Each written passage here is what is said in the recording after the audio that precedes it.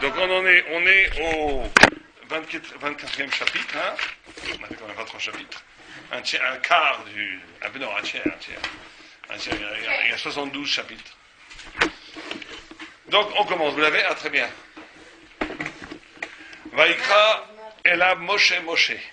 Donc Hachem appelle Moshe 2 fois Moshe. Et dans les Ta'amim, quand on dit Abraham ou Shmuel, on doit faire un Efsek, dans les Ta'amim. Quand on dit Moshe, on ne fait pas d'Efsek. C'est sur ça que Dikdeku Od Sham. Lama Etzel Abraham, Ve'etzel Shmuel, Tamid Yesh Efsek Betam, Ben Shita Shemot.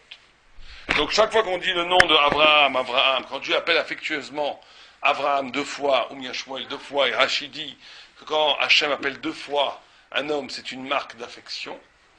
Mais il y a un efsek, il y a un écart entre les 2 mots. Par contre, quand on dit Moshe, c'est sans efsek. D'accord? Alors il va donner 3 explications, ou 4 ici, 3 je crois, le Maral. Ou Pirusho Bézé, très étrange la première explication qu'il donne. Ou Pirusho Bézé, Machal le Adam Sheyes Masso Alav. Comme si un homme avait une charge très lourde à porter. Veikra Bemeirut Pluni. Et Dieu porte la charge de la servitude du peuple juif. C'est trop lourd à porter.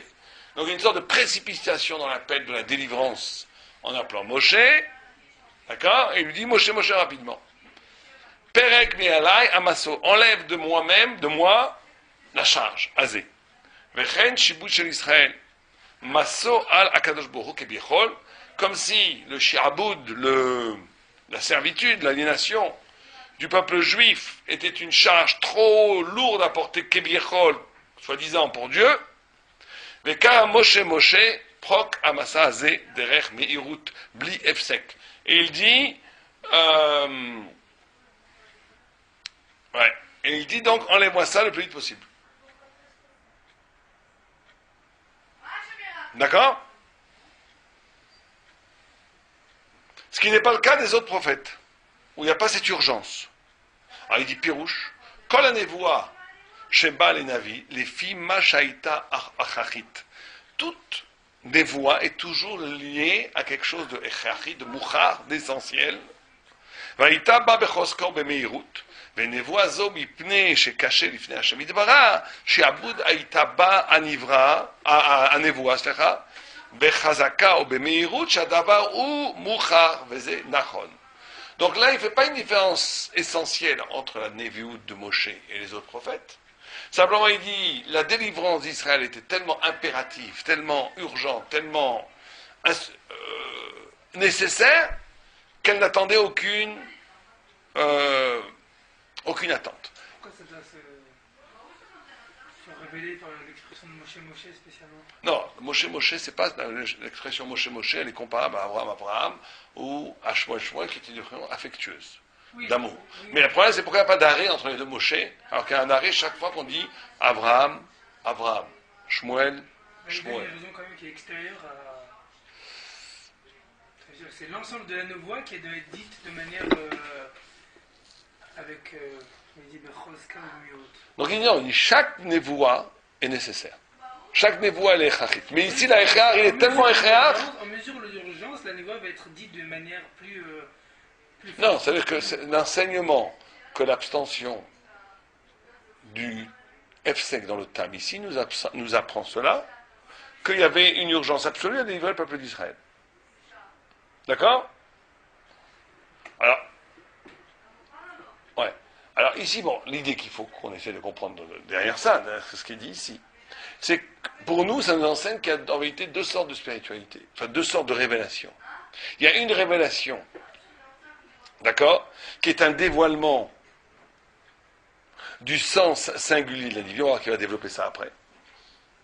Et il y a une révélation qui n'a aucun rapport avec le prophète, on va dire ça comme ça. Il y a une révélation qui est liée à l'identité du prophète. Et il y a une révélation qui n'est absolument pas liée à l'identité, qui est liée à une mission qui dépasse complètement, totalement l'intrigue et la dimension du prophète. Et Moshe, d'emblée, s'inscrit dans une mission qui dépasse complètement toutes les notions, et on va voir comment ça se retourne cette idée, parce que tout va tourner autour de ça dans le Maral, toute la notion de son essence, de son identité, Il est emporté par une prophétie. Qu'est-ce que ça veut dire que Dieu, comment comprendre que Dieu est trop chargé de l'aliénation d'Israël? Et c'est comme s'il disait à Moshe, débarrasse-moi vite de ça. Ça veut dire quoi une idée comme ça? D'abord, Dieu, il n'y a pas de masseau pour lui, il n'y a pas de... Ça ne veut rien dire que Dieu c'est trop lourd pour lui, puisqu'il a kol yechol, aucune matière n'a de prise sur lui, il n'est absolument jamais passif, il n'est jamais victime, etc., etc. Donc ça ne veut rien dire. Ça ne veut dire que par rapport à nous. Que quoi? Que Hachem veut montrer par là que cette délivrance-là, justement, ça serait peut-être le secret même de la délivrance, qu'à un moment donné, ça bascule de Dieu à l'homme. Comment tu comprends cette image que Dieu dit « décharge-moi d'une charge » On ne peut pas le comprendre, Alpi, c'est trop lourd pour Dieu. Tu es d'accord avec moi? C'est impossible. Rien n'est trop lourd pour Dieu. Donc on doit le comprendre comment? Une volonté de se décharger de moi à l'homme. Pas de Dieu à l'homme. Et là, le premier enseignement extraordinaire du Maral, serait de dire que l'essence même de la délivrance, de la Géoula, serait ce passage, d'accord, la Géoula ne va être possible que quand, à un moment donné, un homme comme Moshe, de l'envergure de Moshe, va pouvoir prendre à son compte la charge de l'histoire divine. Ce qui veut dire pour nous, chacun d'entre nous, qu'un être véritablement spirituel, un Gadol B'Israël, ou au plus petit niveau un vrai Ben Torah, ou un homme juif tout court, c'est quelqu'un qui va, en tous les cas, dans une partie de sa vie, être capable de prendre sur lui la charge du dessein divin. C'est ça être un mensch. Qu'est-ce que c'est être un homme juif? C'est est-ce que je bâtis ma vie par rapport à des impératifs d'épanouissement spirituel? Je veux devenir un Talmid Chacham, je veux devenir un tzaddik, ça c'est très bien, ça ne suffit pas du tout.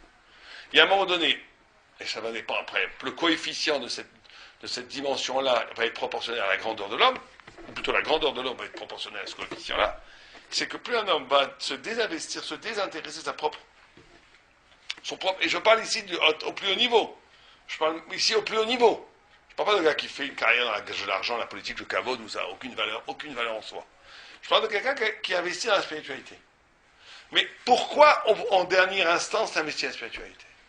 Est-ce que c'est, en fin de compte, en dernière instance, pour ton développement personnel, fût-il spirituel, ou est-ce que tu prends en charge la destinée d'Israël, au sens même plus profond que la destinée d'Israël, au sens où tu prends en charge Kebiechol, la charge que Dieu devrait prendre?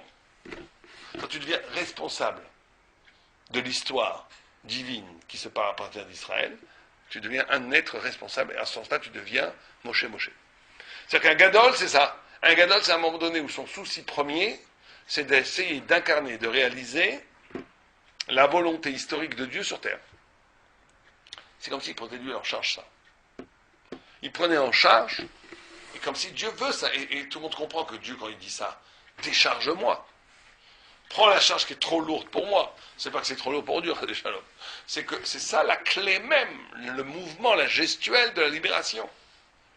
Et ce qui va amener la Géoula, c'est quand il y aura des hommes qui seront capables de traduire leur existence, leur vie, en prise en charge de la volonté divine pour le peuple d'Israël et pour l'humanité entière en vérité. Mais en tous les cas, pour nous, on va dire peuple d'Israël. On n'est pas assez divin pour s'occuper des blacks et de l'humanité entière. Nous, on veut amener le Mashiach pour l'humanité entière, mais comment? En se prenant en charge,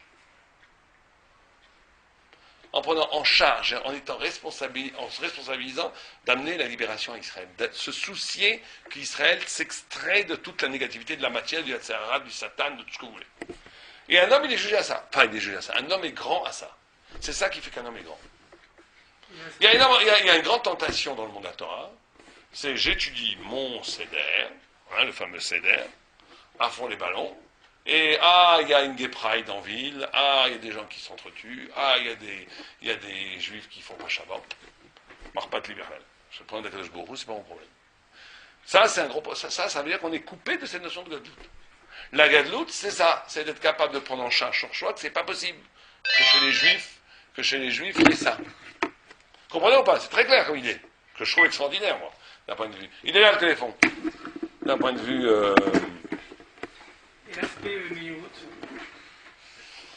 il y a la volonté de déchargement, mais La Meirut, toi, qu'est-ce que tu veux dire par là? Vas-y, vas-y. ce que je veux dire, c'est que qu'est-ce qu'on avait besoin d'appuyer sur la notion, qu'est-ce que le Maral avait besoin d'appuyer sur la notion de Parce que c'est ça. Parce que tu te dis que chaque... Il te dit non, chaque... pas le Maral, Oui, le Midrash. le Midrash. C'est que chaque libération, chaque des voies, il y a une urgence. Simplement, il te dit... Alors ici, c'est quelle urgence? C'est une urgence absolue ici. On est arrivé au top de l'urgence. De dire que pour arriver à la délivrance, il faut passer de Dieu à l'homme. Non, l'urgence va être... L'urgence, C'est plus que ça. l'urgence, c'est que c'est le temps messianique. Non, le temps messianique est arrivé, mais ce temps messianique va avoir comme écho et comme résonance en Israël, sur la terre, l'intensité. Combien chez toi c'est intense, combien chez toi c'est urgent. C'est justement ça. Ça va se mesurer par l'urgence. Comment tu veux que ça se mesure autrement que par l'urgence? Tout le monde est d'accord que c'est pas bien qu'il y ait du Chilul Shabbat à Tel Aviv. Tout le monde est d'accord. Mais est-ce que c'est urgent comme problème? Ou est-ce qu'on peut le remettre à plus tard? Comment tu vas vivre la réalité de cet impératif de prendre en charge le destin d'Israël? Ça va se vivre psychologiquement ou existentiellement dans l'urgence ou pas dans l'urgence. C'est ça la notion d'urgence. La notion d'urgence, c'est est-ce que c'est vital? Est-ce que c'est maintenant? Ou est-ce que c'est juste une idée reliée dans les sphères d'abstraction?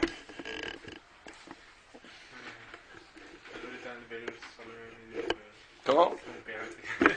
Non, aujourd'hui, je viens d'entendre un Dan de vélo Qui disait quoi? un arabe qui rencontre Dan de vélo, il dit j'ai deux choses que j'aime, Torah et Israël.